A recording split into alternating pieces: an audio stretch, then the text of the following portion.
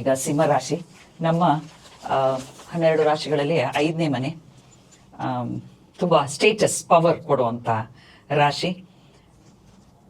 12ನೇ ಮನೆಯಲ್ಲಿ ಗುರು ಭ್ರಮಣ ಮಾಡ್ತಿದ್ದಾರೆ.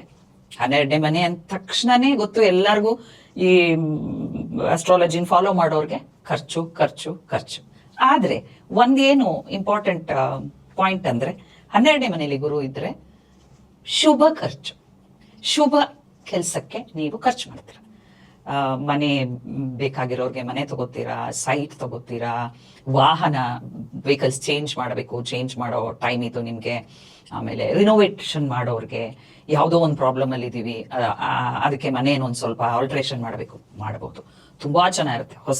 ಹೊಸ ಮನೆ ಹೋಗೋ ಒಂದು ಭಾಗ್ಯ ಇದೆ. ಇವ್ರಿಗೂ ಅಷ್ಟೇ ತೀರ್ಥಸ್ಥಾನಗಳಿಗೆ ಭೇಟಿ ಕೊಡಿ ಅಂತ ಎಲ್ಲಾ ರಾಶಿಗಳಿಗೂ ನಾನು ಮಧ್ಯದಲ್ಲೇ ಹೇಳ್ತಾ ಇದ್ದೀನಿ. ನಾನು ಕೊನೆಯಲ್ಲಿ ಹೇಳ್ತೀನಿ ಅಂದ್ರೆ ರೆಮಿಡೀಸ್ನ.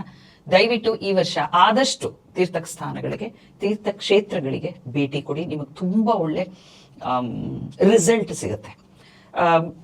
ಗುರು ಅಲ್ಲಿ 12ನೇ ಮನೇಲಿ ಬಂದಿದ್ರು ಕೂಡ ನಿಮ್ಮ 6ನೇ ಮನೆ ನೋಡ್ತಾ ಇರೋದ್ರಿಂದ ರೋಗದಲ್ಲಿ ಸ್ವಲ್ಪ ಜನ ಇದ್ರಿ ಅನ್ಕೊಳ್ತೀನಿ. ಈ ವರ್ಷ ಅನಾರೋಗ್ಯ ಏನ್ ಕಾಡ್ತಾ ಇತ್ತು ಅದಕ್ಕೆಲ್ಲ ರಿಲೀಫ್ ಇದೆ. ಶತ್ರುನಾಶ ಆಗುತ್ತೆ ನಿಮಗೆ ಈ ವರ್ಷ.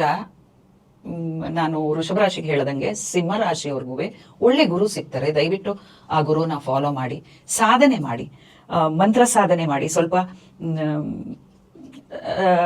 ಸ್ವಲ್ಪ ರಹಸ್ಯ ವಿದ್ಯೆಗಳು ಅಂತ ಏನ್ ಹೇಳ್ತೀವಿ ಅದನ್ನ ಕಲೀಲಿಕ್ಕೆ ಟ್ರೈ ಮಾಡಿ, ಅಸ್ಟ್ರಾಲಜಿ ಫಾಲೋ ಮಾಡಿ ಅಂತ ಕೇಳ್ಕೊತೀನಿ. ಆಧ್ಯಾತ್ಮದಲ್ಲಿರೋರ್ಗೆ, ಸಿಂಹರಾಶಿ ಇವರು ಆಧ್ಯಾತ್ಮದಲ್ಲಿರೋರ್ಗೆ ತುಂಬಾ ಒಳ್ಳೆ ಫಲ ಇದೆ. 12ನೇ ಮನೇಲಿ ಭ್ರಮಣ ಮಾಡ್ತಾ ಇದ್ರು ಕೂಡ. ಯಾಕಂದ್ರೆ ಗುರು, ನನ್ನ ಪ್ರಕಾರ, ಪರಾಶರರು ಹೇಳಿದ ಪ್ರಕಾರ ಕೂಡ ಗುರು ಇಸ್ ಕಿಂಗ್ ಯಾವತ್ತು ಎಲ್ಲರಿಗೂ ಒಳ್ಳೇದೇ ಮಾಡ್ತಾರೆ. ಆದ್ರಿಂದ ಹುಷಾರಾಗಿರಿ ಫ್ರೆಂಡ್ಸ್ ಹತ್ರ. ಬಿಕಾಸ್ ಸಿಂಹರಾಶಿ ನಿಮ್ಮ ಸ್ನೇಹಿತರು, ನಿಮ್ಮ ಲವ್ ಲೈಫ್, ನಿಮ್ಮ ಮಕ್ಕಳು, ದಯವಿಟ್ಟು ಹುಷಾರಾಗಿರಿ. ಅದಷ್ಟೇ ಎಲ್ಲರೂ ಅಷ್ಟೇ ಒಂದು ಕೇರ್ಫುಲ್ ಡಿಸಿಪ್ಲಿನ್ ಲೈಫ್ ಅಲ್ಲಿ ಇದ್ರೆ ಯಾವ ರಾಶಿಗೂ ಏನು ಪ್ರಾಬ್ಲಮ್ ಆಗಲ್ಲ, ಯಾವ ಟೈಮಲ್ಲಿ ಕೂಡ.